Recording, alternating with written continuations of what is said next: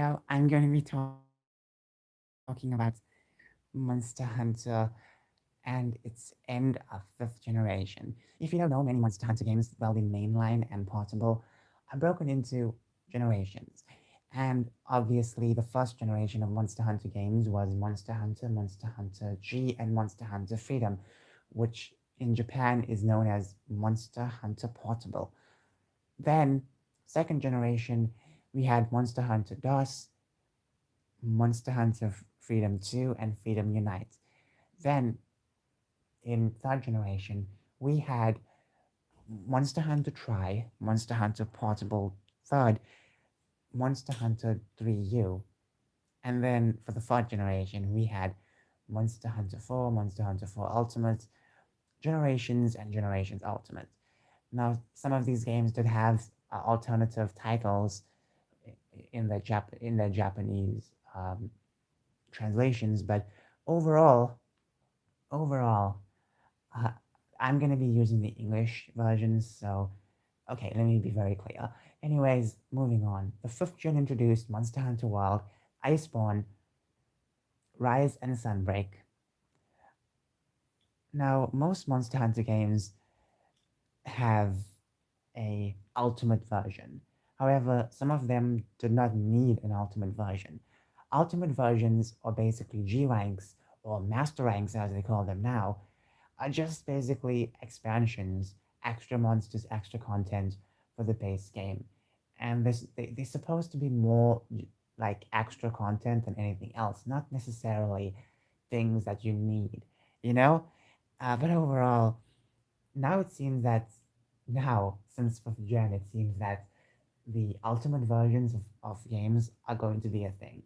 So expect a lot of ultimate versions to come per every Monster Hunter game, per every base game.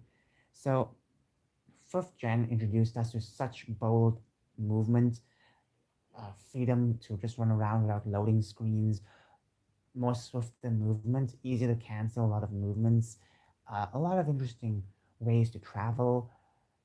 What else? Interesting environments. 5th gen introduced such a plethora of wildlife, such as the endemic life. Endemic life has been part of Monster Hunter, but they never had like a major role until 5th gen, which was the most major role yet. But only like a handful of them received some kind of important role. Because I remember in World, many of them, like the vultures, were pretty important. The what else? The toads were pretty important, but then after that, some of them just felt like background, background animals, which is not a bad thing. It's just that you expected a bit more from them, or you expected that maybe they could have at least made some more monsters instead. But overall, 5th gen was really interesting. The first hour of 5th gen.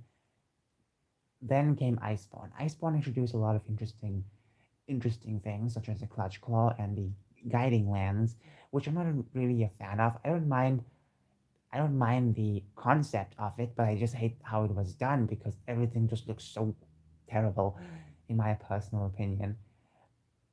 Moving on, we now have Rise and now Sunbreak. Sunbreak received its final update today. I just updated the game and wow. Um, Let me just say that this game really had a lot of moments, interesting moments, first, very upbeat moments, you could say. And now we have our final monster, Primordial Malzeno.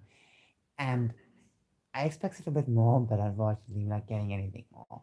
I thought there might be a bonus monster, but no, there's no bonus monster. It's just one last monster, and that's it. What's quite interesting about this is that Monster Hunter 5th Generation took such bold, um, I would say, what's the word? I'm trying to find the word. Bold movement, no, bold takes, bold concepts. They've done a lot of interesting things. They kind of took Monster Hunter and made it more interesting. For me personally, Rise was not my favorite. besides the monsters and the design and everything like that, Rise really felt sometimes like a chore. But Sunbreak feels, like the icing on top of the cake. However, if you just judge Sunbreak alone, even with Sunbreak alone, I even feel like I just miss that traditional hunting. And yes, that's what the portable games are now about. They're more fast paced, they're more swish, swash, and all over the place. However, Rise just did not really have what I wanted, even Sunbreak. But overall, they're really decent games. World and Iceborne were pretty good, but I liked World a bit more because Iceborne just felt so overwhelming, you know? Moving on. Fifth gen is over. What next? It's not the end of Monster Hunter, it's just the end of a generation. Now, sixth gen, I feel like from fifth gen onwards, the monsters are going to be pretty fast paced at some point. They're going to have a lot of interesting movements. They're going to be Some of them are going to be calm. Some of them are going to be uh, very. Uh, I can't even find words today. I'm struggling to find words. Some of them are going to be very angry all the time. You're going to have a mixture of monsters. Possibly new species could be on the horizon for sixth generation, but I don't want to overpredict stuff. It just seems common to have a new species. But moving on, this was an interesting generation.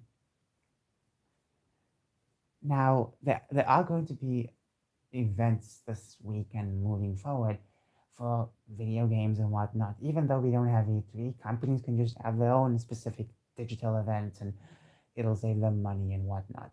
So Capcom is having their own special event on June 12th, and obviously they're going to talk about possibly Street Fighter, Dragon's Dogma, Monster Hunter now, and I don't think they'll be introducing anything else. Maybe that other game they announced, but overall, I do not see them announcing Monster Hunter right now. Maybe slightly teasing it, but Monster Hunter 6 might be teased, possibly around the Tokyo Game Show. That's where I can see it. That's where I can see it, unfortunately. Even though this specific month, June, brings out the most of players and most eyes around the world, I feel like it's a slow chance of them announcing a Monster Hunter game on June. But just mark your calendars for June 12th, because something might occur on June 12th. So, okay. Anyways, that's it for this live stream. My throat really hurts. Tell me your thoughts about fifth generation. Did you like all of the games from this series, from this generation, or did you like one or two of them? Anyways, thank you so much for watching. And do you think Monster Hunter 6 will be announced next week, Monday, or possibly September?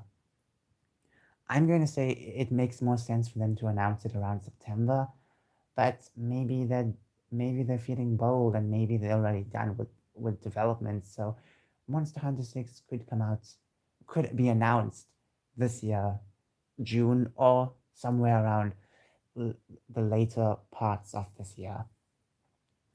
Bye.